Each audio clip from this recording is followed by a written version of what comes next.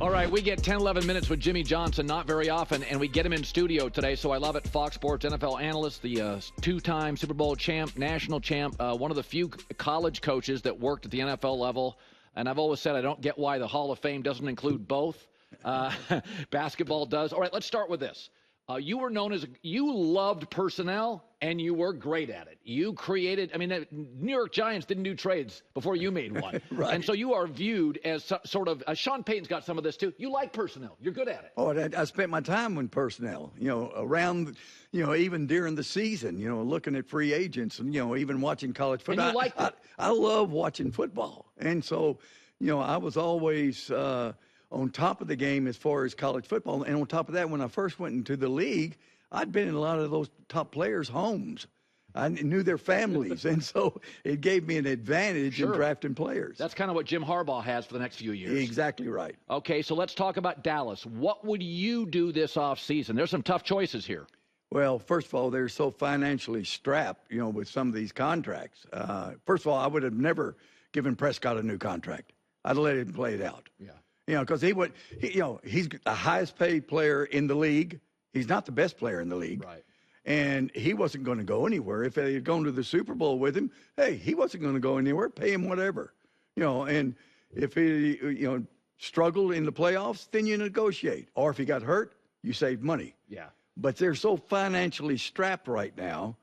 I don't know what they do. I don't know if, they talk about, a change coaching. Well, I don't know if changing coaching is going to, help them. Because Mike McCarthy's a good football coach. Yes. And so I don't know that a new coach coming in can solve the problem. Would you consider moving, say, a Micah, getting a second first-round pick and trying to get some inexpensive star players? Parsons is such a great, great player. It would have to be a boatload of picks to trade him. I wouldn't want to get rid of him. He is their whole defense. And he is a game changer. Al Davis told me one time, I was talking about players, and he said, hey, that particular player, the one I was talking about, Michael Irvin, wins games for you. You don't want to get rid of a player that wins games for you. Good point.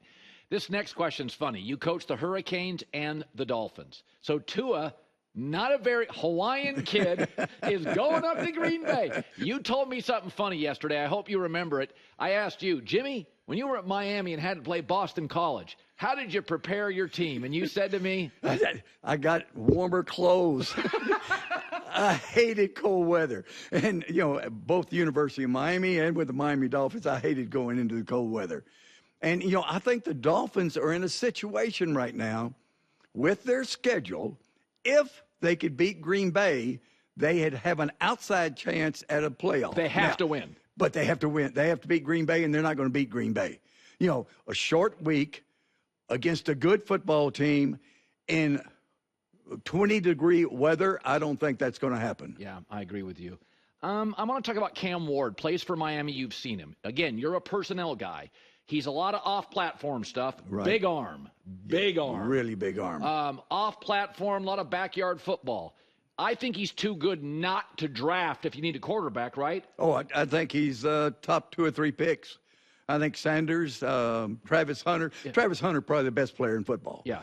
But outside of Travis Hunter, as far as quarterbacks, you got Sanders and you got Cam Ward. So what would you do knowing he likes to move, he likes to get out of the off script? How would you look at that draft?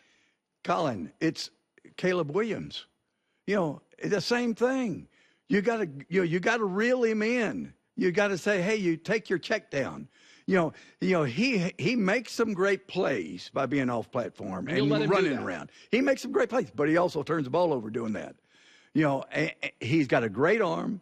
He probably may have the best arm in all of football as far as collegiate football. Yeah. He can make the plays. He can make the right decisions. But as far as an offensive coach, you've got to reel him in and keep him from making all those scrambles, trying to make the great play. Just take what's there. Do you worry at all? Detroit's rolling over people. That's like a college basketball team. Like you think to yourself, boy, they get to March Madness, they don't have close games. But I don't think that plays in football. I think if you're good, you're good. Your great teams rolled over a lot of people. Maybe Right. not the Eagles every week, but good teams.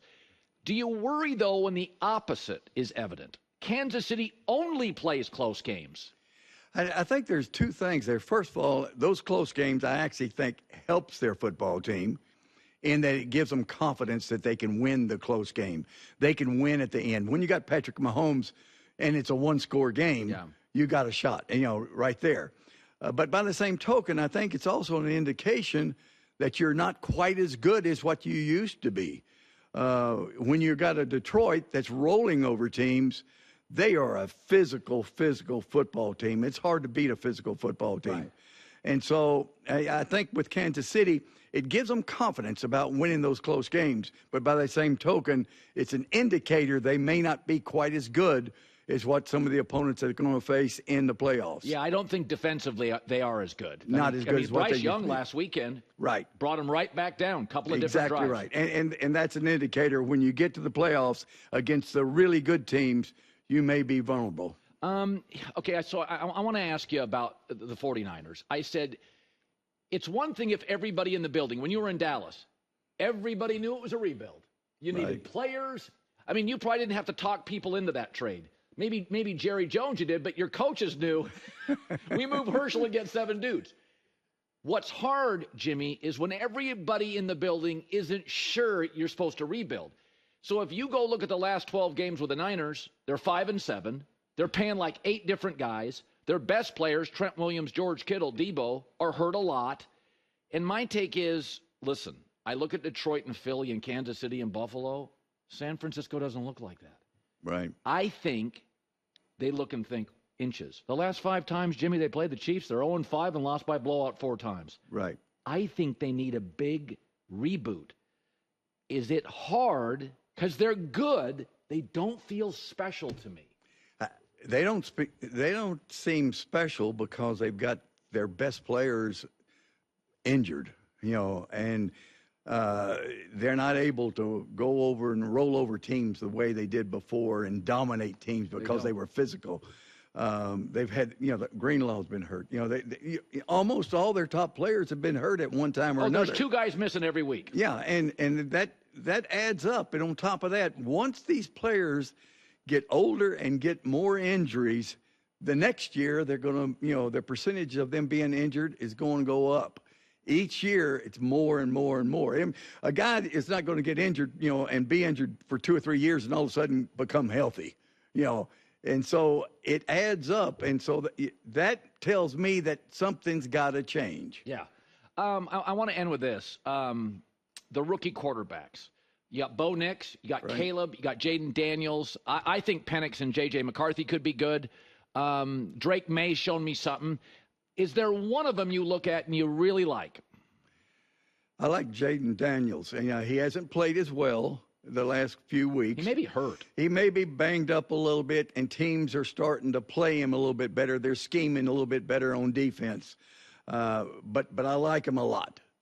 Maybe like him more than any of the rest of them. As far as Caleb Williams, we haven't seen all the things that he can do. I mean, he was the guy coming out of college. I think with a little bit better coaching, and he didn't have it his first few weeks or the first part of the season, a little bit better coaching, then I think that he can show that too. I love him. And, of course, with Bo Nix, he's got Sean Payton. Sean does a great job with quarterbacks. You know Sean pretty well. Yeah, and Sean does a great job with young quarterbacks, and I think the two of them have meshed. Yeah. It's funny. As you went through the Troy Aikman years, you knew very quickly, you're a personnel guy, you knew he was great. But when you're losing early with these young quarterbacks, like Jaden's hit a plateau. Right. Caleb is losing. Now, Bo Nix he's fortunate. Is it hard when you're trying to build a young quarterback's confidence and they're losing every weekend? I remember my second year with Dallas. I tried to get Troy into the Pro Bowl, and he didn't make it. He injured his shoulder, before one of our last games. We would have made the playoffs had he not injured his shoulder. And I'm sitting out on the practice field. I said, Troy, God, I'm sorry you didn't make the Pro Bowl. And he said, Coach, don't worry about me. He said, you keep bringing in talent around me. I'll go to plenty of Pro Bowls. And so he had that confidence, and he knew that we were a young team and we were building, and he knew eventually we would start winning a bunch of games. And you did. You brought in some good players. By the way, it's week 13. Cold. Jimmy yesterday when I asked him, I said, "Did you like coaching in cold weather games?" He said, "Colin, I was a worse coach because I was so worried about how cold I was." I'm trying to stay warm. The great Jimmy Johnson, of course, he is going to be with the crew tomorrow at 4 for the Giants and the Cowboys. Every week, Fox NFL Sunday, #1 pregame show for about 30 years running. We lose count. There's so many Emmys stacked in this building, and you're a huge part of it, Coach. Thanks for coming on today. All right. Enjoyed it, Colin. Happy Thanksgiving to you, your family, Rhonda, and everybody. Hi, everybody. It's me, Uncle Colin. Subscribe here to get the latest from the herd, including exclusive behind-the-scenes videos and more, wherever you may be, however you may be watching. Thanks again for making us part of your day.